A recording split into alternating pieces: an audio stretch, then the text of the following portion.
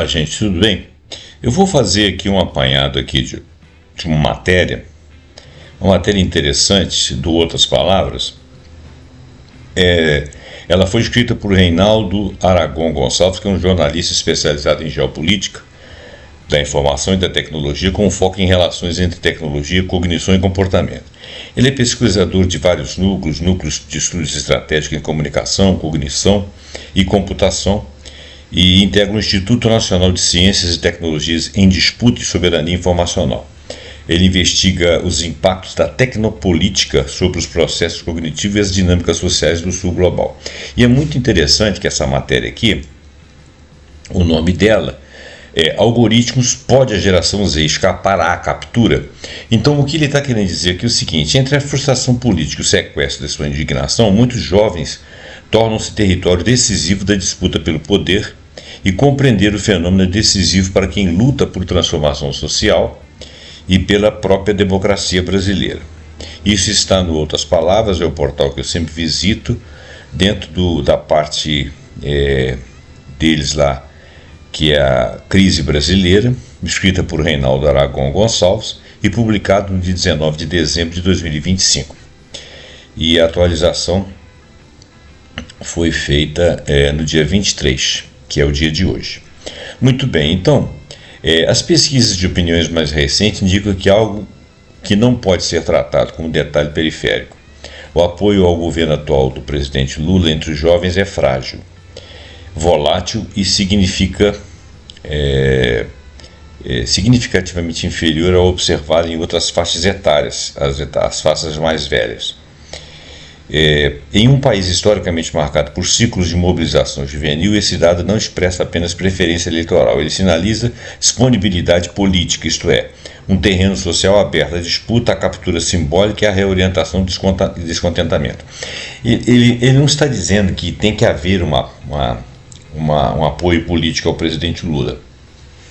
O que ele está dizendo é que o jovem, em geral, ele está mais afinado com ideias mais ideias que mobilizem mais a disputa eleitoral, que sejam mais próximos de uma modificação de sociedade, que é uma coisa mais próxima daquilo que acontece com o presidente Lula, apesar de que o presidente Lula ele tem sido marcado historicamente aí na disputa política por uma mídia antagônica e que sempre diz coisas horríveis e indecentes sobre ele. Mas se o jovem tivesse integrado a essa relação de descobrir quem é quem na política, ele teria tomado algum tipo de partido, ou ele teria se posicionado com relação às questões do Lula. Então, o apoio ao governo e até aquele não apoio, até o desconhecimento do governo, mostra uma fragilidade, uma volatilidade significativamente inferior observada às outras faixas etárias que têm um pouco mais de solidez, para pior ou para melhor, para favor ou contra. E ao mesmo tempo a política deixou de ser medida apenas por partidos, por sindicatos, por imprensa ou instituições tradicionais. Ou seja, aquilo que a esquerda era visto na política dentro dos partidos, dentro dos sindicatos, dentro da imprensa, das instituições tradicionais, isso tem sido muito menos motivador para essa juventude para para construir um pensamento. E plataformas digitais, algoritmos, passaram a organizar melhor e dar mais visibilidade aos conflitos, hierarquizar as indignações, acelerar processos de mobilização coletiva em escala inédita. O mais interessante é que muitas vezes um jovem está reivindicando algo que o governo atual propõe a ele. Mas como ele não vê acontecendo em larga escala, ele está simplesmente se opondo, não sabendo que aquele que ele está se opondo é quem pratica aquilo que ele está querendo. Por exemplo, ajuda aos pobres, mais participação do Estado. Isso é extremamente combatido midiaticamente. O jovem poderia fazer um apoio ao Lula, ao presidente, no sentido de trazer aquilo que ele próprio está reivindicando, porque é o que o governo está fazendo. Ele ofereceria uma base ao governo para que se tornaria a posição do governo mais forte para realizar aquilo que eles, jovens, estão pretendendo, mas eles não conseguem fazer essa conexão. Então, esse novo ambiente causa frustração social. Essa frustração social não permanece latente, ela circula, ela se amplifica e se transforma rapidamente em ação, mas uma ação desordenada. Em diferentes partes do mundo, levantes recentes protagonizados por jovens revelam um padrão comum. Existe uma ausência de liderança formal, não tem uma liderança, forte carga emocional, linguagem simbólica compartilhada e rápida conversão de indignação para mobilização. Quer dizer, não existe um pensamento estruturado. Esses movimentos eles não nascem necessariamente de projetos políticos estruturados, mas de ecossistemas digitais que recompensam o choque, a simplificação moral e a sensação de pertencimento imediato àquele grupo. Mas não existe uma substância, o cara não sabe exatamente o que ele está pedindo e quem é que vai realizar aquilo que ele está pedindo. Então, às vésperas de 2026, por exemplo, o Brasil se encontra exatamente nesse cruzamento histórico. Por exemplo, em 2013, quando teve aqueles atos lá atrás, aquela juventude, eles não sabiam o que estavam pedindo. E o que eles estavam pedindo foi diametralmente oposto àquilo que eles causaram. Né? Eles causaram um recrudescimento do regime, eles causaram um enfraquecimento da esquerda, que era aquela que estaria lutando por aqueles ideais deles. Né? Acabou que eles ajudaram a depor essa esquerda, uma esquerda inclusive fraca, que não estava realizando um governo à esquerda, estava realizando um governo muito central, que eles poderiam se opor até pela timidez das posturas dos governos daquela época, mas não foi o que aconteceu. Eles inadvertidamente ajudaram a fazer aquele governo cair, porque logo eles entraram naquela história da corrupção. A corrupção era algo que já acontecia há muito tempo, os atores ligados à corrupção eram muito mais os atores dos partidos que herdaram essa movimentação política, exemplos de Aécio Neves e outros que ali participavam, muito menos os partidos de esquerda. Se você for relacionar aqueles que estavam metidos na esquerda, você tinha 6 parlamentares do PT, nenhum do PCdoB ou um do PCdoB, o resto era tudo das coligações que depuseram esses partidos, que depuseram esses governos, e a juventude estava ali apoiando eles, né? E aí criou-se essa polarização. Então, a véspera uma juventude frustrada, um sistema de mediação política enfraquecido, uma arquitetura algorítmica que favorece a radicalização, criam as condições para que os conflitos sociais sejam deslocados do campo democrático para dinâmicas de instabilidade. Ignorar essa convergência não é prudência, é inclusive uma miopia estratégica.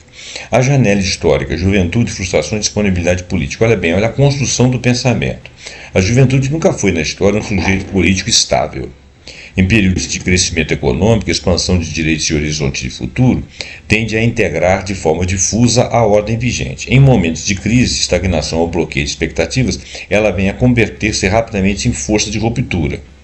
Então, quer dizer, se estiver tudo bem, expansão de direitos e horizonte futuro, ela se entrega de forma difusa a essa ordem vigente, porque está acontecendo algo que está ajudando com que ela evolua. Quando se dá o momento de crise, estagnação ou bloqueio de expectativas de ampliação, de realização de futuros, ou de pensar-se em realização profissional, pessoal, social, e quando isso não vem, eles em momento de crise, eles entram em ruptura, eles praticam ruptura.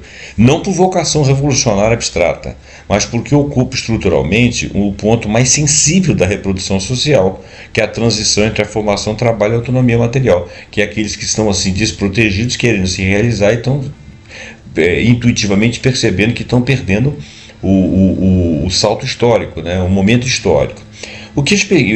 Olha bem, então, por esse motivo, elas seriam as forças de ruptura.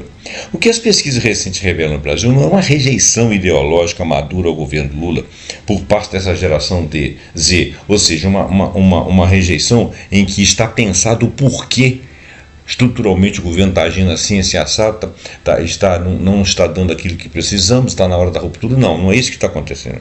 O que está aparecendo é algo mais perigoso e historicamente recorrente. É uma frustração difusa, que eles não sabem a que atribuir. Baixa identificação política com quaisquer linhas partidárias, ausência de vínculo afetivo com qualquer tipo de institucionalidade, seja a institucionalidade da esquerda, daqueles que estão funcionando agora, dos anteriores. O apoio frágil não significa uma oposição organizada. Eles apoiam algumas estruturas, mas também não são organizados como oposição. significa apenas uma disponibilidade. Quem for muito esperto pega esse jovem disponível e carrega para o lado que quiser. Então, um estado social intermediário no qual a indignação ainda não se converteu em projeto, mas já se desligou da confiança. Então, o aventureiro passa e leva. Né? Sob a lente, é a hora que os populistas de direita escolhem um inimigo comum, diz, o inimigo do Estado que está causando sua frustração é aquele fulano ali. Eles se direcionam contra esse fulano, se sentem assistidos por esses líderes são enganadores, eles são polícias exatamente para carregar essas massas, para fazer aquilo que o sistema quer que as massas façam, e que o político está fazendo, e aquele trabalho é contra eles. Então, sob a lente do materialismo histórico dialético, esse fenômeno não pode ser explicado apenas por fatores culturais e comunicacionais. Não tem uma coisa a ver especificamente com a nossa forma de comunicação ou com a estrutura da nossa sociedade. Ele está enraizado em contradições materiais profundas. Essa geração Z ingressa na vida adulta em um contexto de precarização do trabalho, encarecimento da moradia, crise climática permanente, hipercompetição educacional, sensação de generalização de futuro bloqueado. A promessa de mobilidade social que estruturou o Pacto Democrático em décadas anteriores não se apresenta mais nesse horizonte concreto. As pessoas estão se sentindo algo à deriva. Historicamente, é nesse tipo de contexto que a juventude se torna o elo fraco da hegemonia, não porque rejeita conscientemente a democracia, mas porque deixa de perceber nela um instrumento eficaz de transformação da sua própria condição.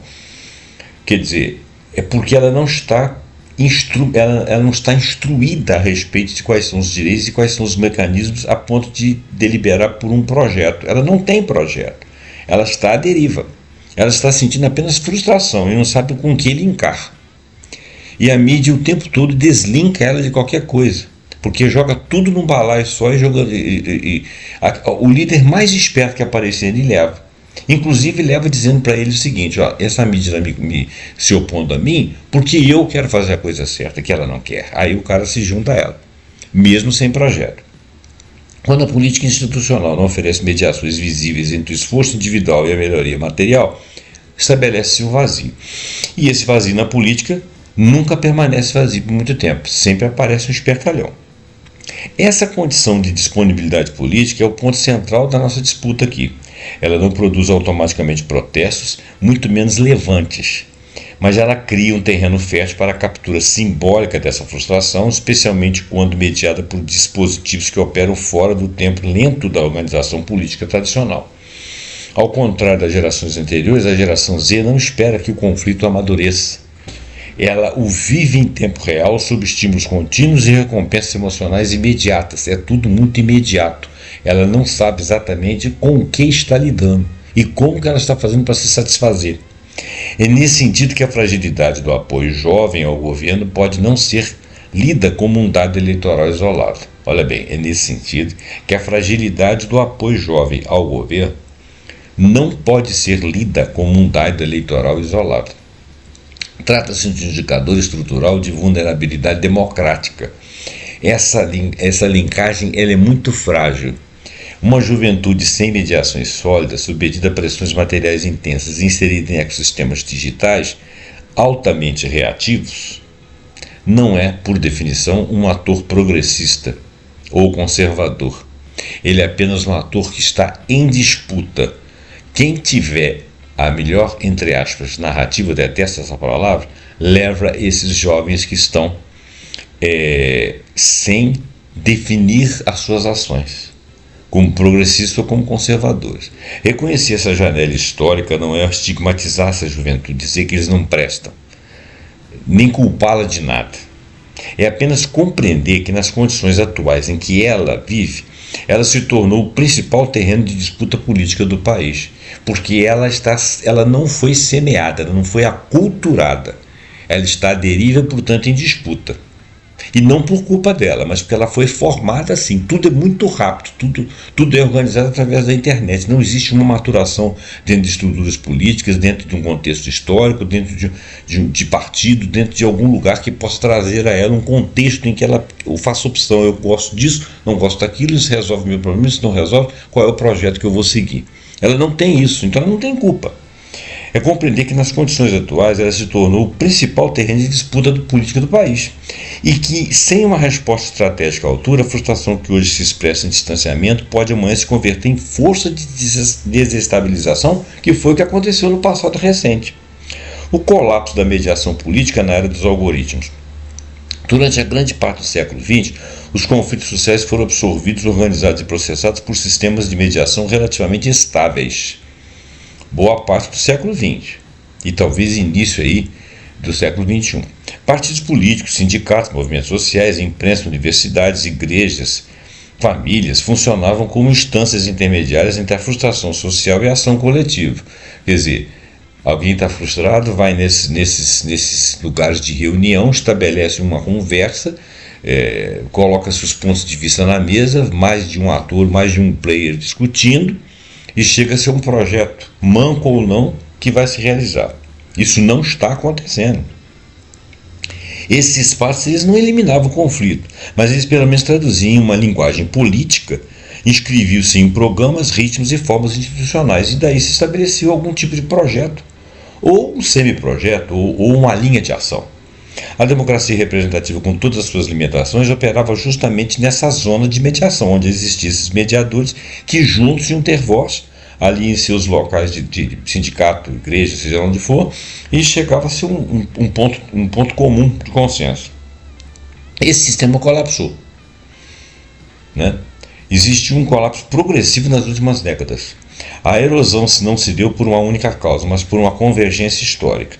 Desindustrialização, quer dizer, você não tem mais o chão de fábrica, você não tem mais a reunião do operário, a precarização do trabalho, porque esses caras, houve desindustrialização, esses caras estão trabalhando ali fora, trabalhando cada um por si, não formam em grupos, cada um por si, Deus por todos, crise de legitimidade dos partidos, os partidos foram extremamente combatidos e além de combatidos, eles foram mal formados, eles viraram agremiações para fazer incursões políticas em benefício de grupelhos, em benefício próprio, financiarização da economia, não existiam empresários, todo mundo ganhando dinheiro com juros, com aplicações e, sobretudo, a ascensão das plataformas digitais como principal arena de socialização, informação e disputa simbólica, mas a disputa ela ficou apenas simbólica e ela não era uma socialização perfeita, não havia o olho no olho, não tinha o tempo da discussão, é tudo muito rápido. E a informação, a maior parte das vezes, ela não criava contexto ou ela era mais desinformação do que informação. Quer dizer, o fato que chegava informante, ele não estruturava um pensamento. Então, a lógica algorítmica ela não organiza conflitos com base em projetos, ou programas ou interesses de classe. Ela não tem esse intuito, ela não foi feita para isso. O algoritmo ele privilegia aquilo que dá mais like. E isso aí não quer dizer que sejam pessoas que sejam da mesma classe, do mesmo grupo, que esteja ali concordando ou estabelecendo projetos. Eles estão apenas ficando com aquilo que é mais visível. Essa visibilidade não dá um projeto, são coisas entrecortadas, são coisas pipocadas nas telas. Ela não organiza visibilidade, ela premia o engajamento, a intensidade emocional desse engajamento, a polarização e a repetição, e aquilo se reproduz sempre polariza. Então, uns de um lado, outros do outro, uns do lado, outros do outro, não houve um projeto, não tem uma discussão. E o que é pior, os dois polos não conversam, eles nem sabem se eles convergem. Nesse ambiente, a política e vira uma coisa de disputa tipo futebolística, né? Não interessa se o seu time é melhor do que o meu, eu torço para o meu, você torce para o seu. Se isso passar para ser a política, que é uma coisa que não tem um pensamento ou um projeto, porque no futebol não existe um projeto, um pensamento, existe um coração. Você gostou de fulano, não gostou de ciclano, e o outro gostou de ciclano, não gostou de fulano, né? Se isso partir para ser política, não existe diálogo, e a política é o diálogo, é o consenso. É se chegar a um projeto político de país. Não está havendo isso. Então essa juventude que está à deriva, ela está em disputa, ela vai ser levada pelo mais esperto. E o mais esperto é aquele que vai saber manipular o algoritmo. Então, nesse ambiente, a política deixa de ser um processo de construção coletiva, passa a se operar como um fluxo contínuo de estímulos. Isso não é política. O que ganha centralidade não é a capacidade de transformar a realidade, é a capacidade de capturar a atenção. Então, os grupos que conseguirem capturar a atenção vão colocar qualquer porcaria ali e o polo vai aceitar. A geração Z, essa transformação, Para a geração Z, essa transformação ela está sendo estrutural, ela está sendo estruturada neles, diferentemente de gerações anteriores que ingressaram na política por meio de organizações, experiências coletivas duráveis, lentas. Os jovens de hoje entram em contato com o conflito político principalmente por meio de feeds personalizados, rapidamente, bombasticamente, sistematicamente, diuturnamente, muito rapidamente, sem construto histórico e sem construir história. Com vídeos curtos, com narrativas fragmentadas, inclusive editadas, e às vezes editadas com intenção. Então a mediação institucional não desapareceu formalmente. Ela perdeu a centralidade cognitiva e afetiva. Então você não tem mais link com os grupos que você se reúne, onde você discute ideias, onde você discute a sua maneira de pensar, de ser, sua origem, seu histórico, o histórico do país. Nada disso, nada desse tempo histórico é confeccionado. Então deixou de ser o lugar onde o sentido da política é produzido. Porque a política é exatamente a evolução para o consenso, a discussão de ideias. Se você está sendo bombardeado por coisas fragmentadas e não são ideias propriamente, são direções que te jogam para um lado ou para o outro, você não está fazendo política. Isso não é política. Esse deslocamento tem consequências aprofundadas. Sem mediação, através dos partidos, através dos sindicatos, através de grupos, a frustração social ela não é traduzida em demandas estruturadas. É simplesmente uma frustração. Estou insatisfeito com o que eu não sei. Né? Ela circula de forma bruta, imediata, muitas vezes moralisticamente, ou seja, moralizada. Problemas complexos passam a ser percebidos como traições, corrupções ou conspirações. Né? Por exemplo, a questão da vacina. É uma coisa complexa, você tem que fazer uma avaliação. Não, isso aí é fulano que está. São as grandes empresas, é o povo lá do Oriente que fez isso, que fez aquilo, que quer vender isso, quer vender aquilo, fez isso para poder perturbar. Né? E é um problema complexo traduzido de uma maneira estúpida. E pior que tem gente formada que acredita nessas bobagens. A política deixa de ser um campo de disputa de interesse e passa a ser um teatro de indignações sucessivas, sem acúmulo e sem horizonte, e de grupos contra outros grupos. Um grupo indignado com o outro. Um grupo acha que o outro é idiota. Nesse contexto, a crise não é apenas de representação, ela é de inteligibilidade. O jovem frustrado não encontra canais claros para compreender por que sua vida não melhora, quem decide, onde pressionar e como transformar. Ele não tem o tempo histórico da discussão, ele não formalizou grupos ou mediadores que pudessem explicá-lo dentro de um contexto. O algoritmo oferece uma resposta simplória. Alguém é o culpado, alguém foi roubado, o sistema é ilegítimo e pronto, acabou. Você está indignado, então você está à deriva. Quem te der uma direção ali, você vai abraçá-lo. Se você abraçar ele, você se converte para o mal para sempre, porque você não sabe o que você está fazendo. Essa resposta não organiza a realidade. Ela produz um alívio pseudo-alívio circunstancial, momentâneo, e um pertencimento a grupelhos e de identidade, grupos que você não se vê e não se reconhece, com quem você não discute, porque você não tem esse tempo, você está num grupo digital. O colapso da mediação política também altera a temporalidade da ação coletiva. Instituições operam em tempos longos, negociação, deliberação, implementação, quer dizer, existe um histórico, você está se situando historicamente, geograficamente, dentro da sua cultura. E isso tudo é muito longo. Isso tem que assentar, tem que ser discutido, tem que ser misturado ali para poder adensar. Plataformas operam com tempos curtos. Não dá tempo dessa negociação, dessa deliberação, dessa implementação. Não tem princípio, meio e fim. Só tem fim. Plataformas operam com tempos curtos. Trending topics, ciclos virais, escândalos de 24 horas. E tem vídeo que fala de escândalo que não está acontecendo e a pessoa está falando ali 35 minutos, você olha lá, tem 380 mil likes, 1,5 milhão de visualizações de uma pessoa falando mentira o tempo todo. É só você entrar nesses sites aí de ultradireita que você vê isso. Quando a política passa a ser vivida majoritariamente no tempo do algoritmo, a paciência democrática se dissolve. A expectativa de resposta imediata se torna a regra e qualquer frustração adicional alimenta novas ondas de indignação. E só fica na indignação ativismo de internet. Ninguém está procurando a solução nas instituições que existem ou indo lá dentro discutindo politicamente, que é o que se deve fazer. Fica-se esses grupelhos associados a apoio a fulanos e beltranos. Esses fulanos e beltranos levam você por onde ele bem entender. É nesse fazer de mediação que se inscreve o risco central.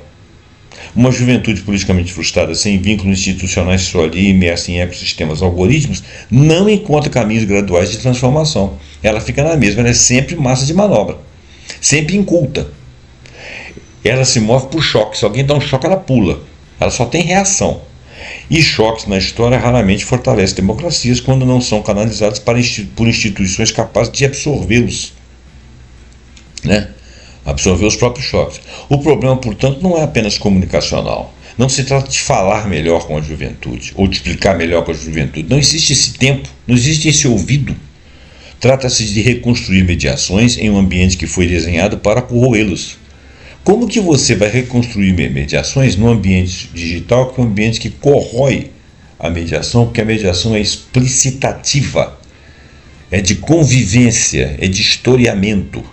Enquanto isso não ocorre, a política institucional disputa atenção em um terreno que não controla, contra sistemas que prosperam justamente na instabilidade, na simplificação e na aceleração do conflito. Isso aqui é a formação do idiota político.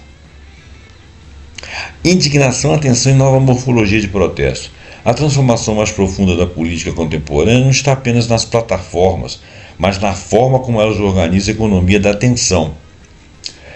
Em um ambiente saturado de estímulos, a visibilidade tornou-se o recurso escasso. E nesse regime a indignação é a moeda mais eficiente.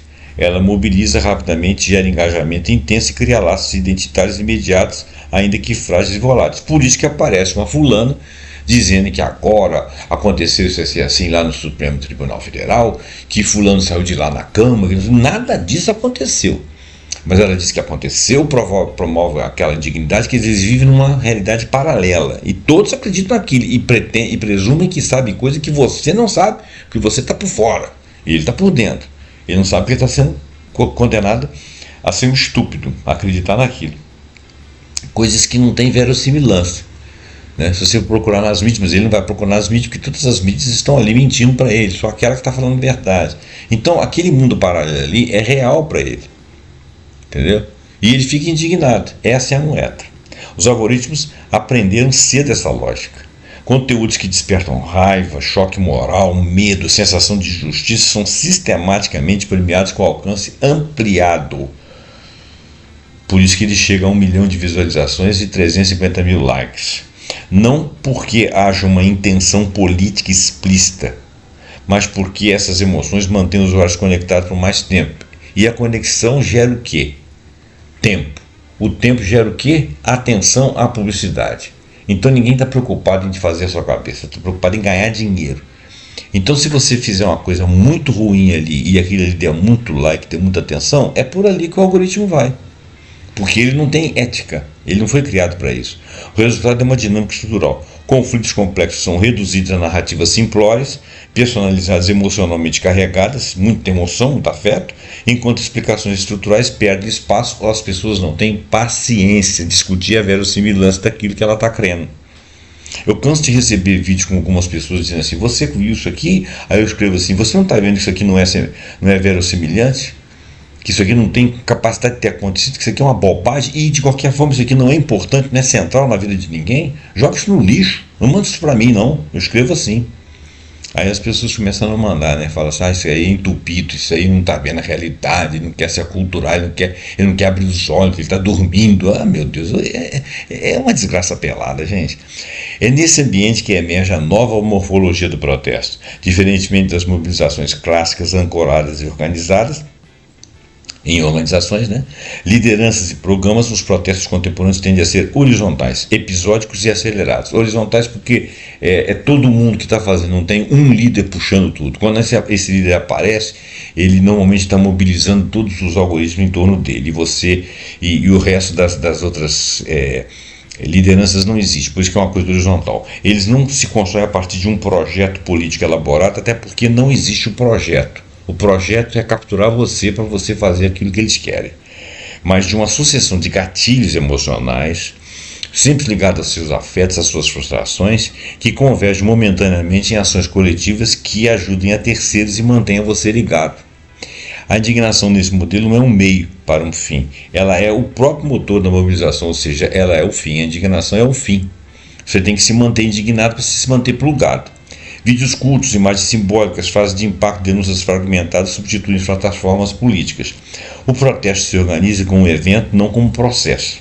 E importa menos o que vem depois do ato do que a intensidade do engajamento durante sua explosão viral.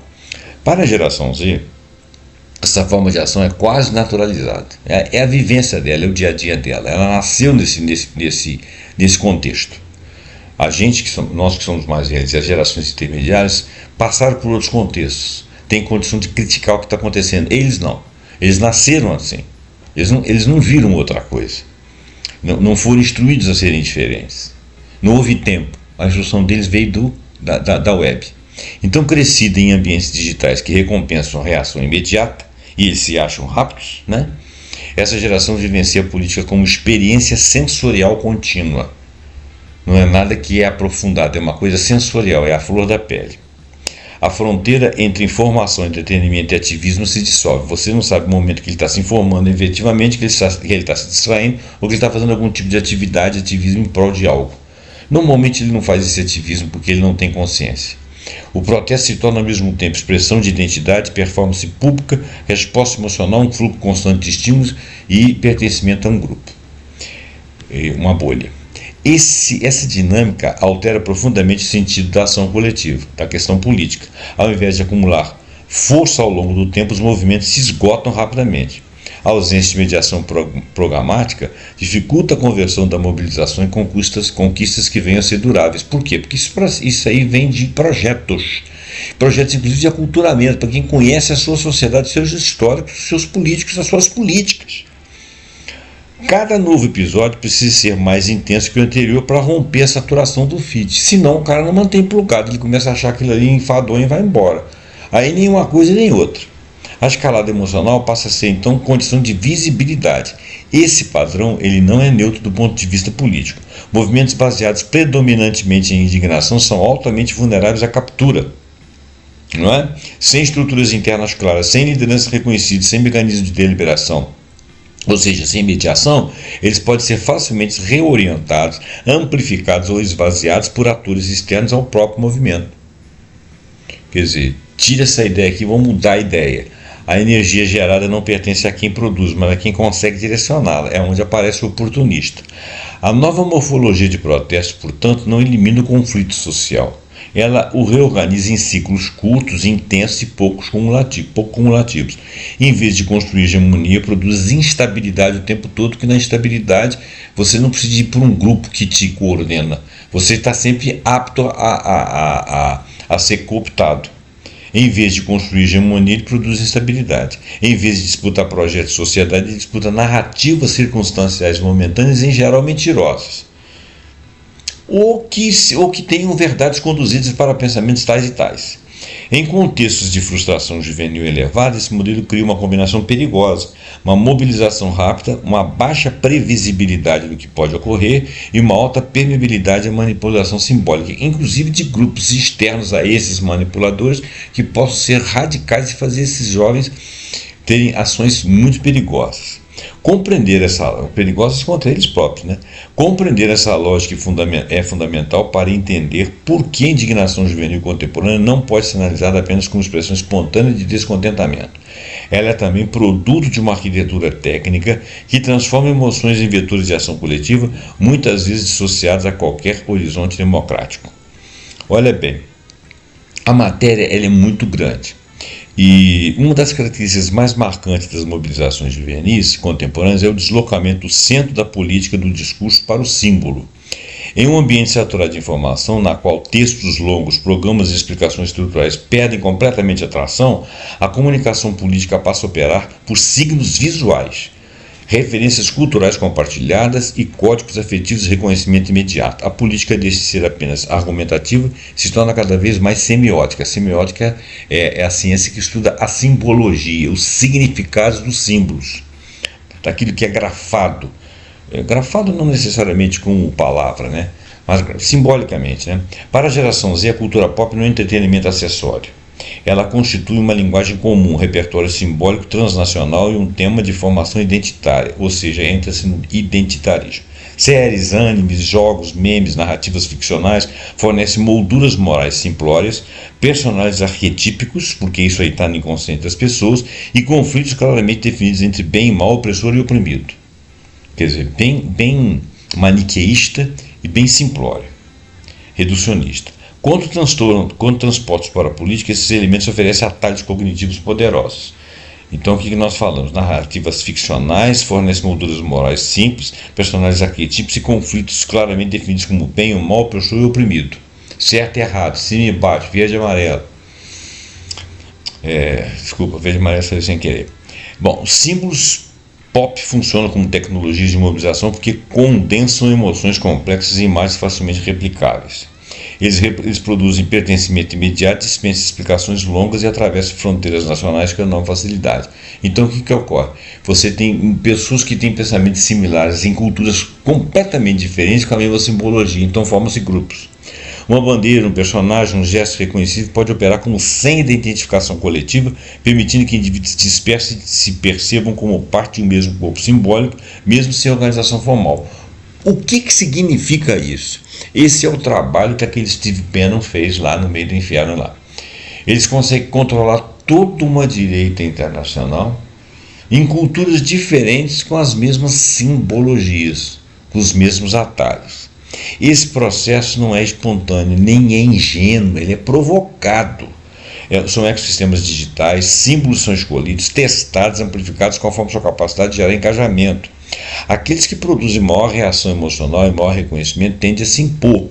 A política nesse contexto passa a ser mediada por signos que carregam mais intensidade estética do que densidade programática. É a estética que te chama, que ele é quase que uma hipnose coletiva. A forma ganha centralidade sobre o conteúdo. O conteúdo não interessa, o conteúdo a gente põe depois. Vamos ver se você fica com a fome, se você vem para esse lado e fica aqui, disponível para eu te controlar. O uso de referências como bandeiras, animes e slogans importados de narrativas ficcionais ou estéticas de resistência global revela um deslocamento importante. O conflito político deixa de ser ancorado em demandas concretas, porque cada civilização, cada país, cada região tem suas demandas, né? E passa a ser vivido como uma batalha simbólica do bem contra o mal em qualquer região do mundo. Então, o fulano aqui, que é contra o seu grupo, o ciclano lá Alhures, que é contra o seu grupo, o outro ciclano lá no meio do inferno, que é contra o seu grupo, lá no polo, no outro no polo sul, você e eles são o mesmo grupo contra oposições que são diferentes, inclusive ideologicamente, mas você é o que está sendo controlado por uma determinada dinâmica.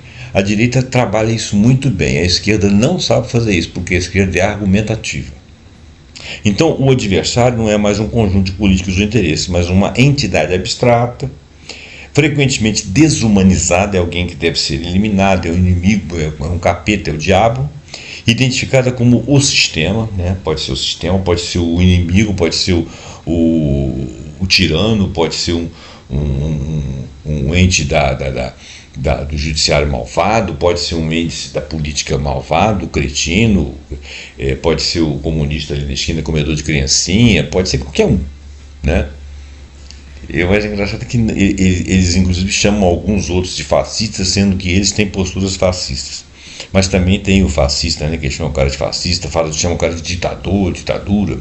Bom, e eles próprios têm ideias ditatoriais. Essa semiótica de combate favorece leituras simplificadas da realidade. Ao traduzir conflitos sociais complexos em narrativas morais fechadas, ela reduz o espaço para mediação, para negociação e para compromissamento. O mundo passa a ser então percebido em termos binários: branco, preto, alto, baixo, esquerda, direita, certo, errado. Em qualquer tentativa de nuance, eu matizar entre os dois aspectos é interpretada como traição ou covardia. Ou você está de um lado ou você vai estar do outro. E tem o cancelamento, né? Esses contextos de frustração juvenil, essa lógica especialmente potente, porque ela oferece clara factuidade emocional, onde a realidade material é ambígua. O aspecto transnacional desse símbolo, ou seja, que não é apenas de um país, isso aí perpassa vários lugares, amplia ainda mais seu potencial desestabilizador. Diferentemente dos discursos políticos tradicionais, Fortemente ancorados em contextos naturais, cultura pop circula globalmente.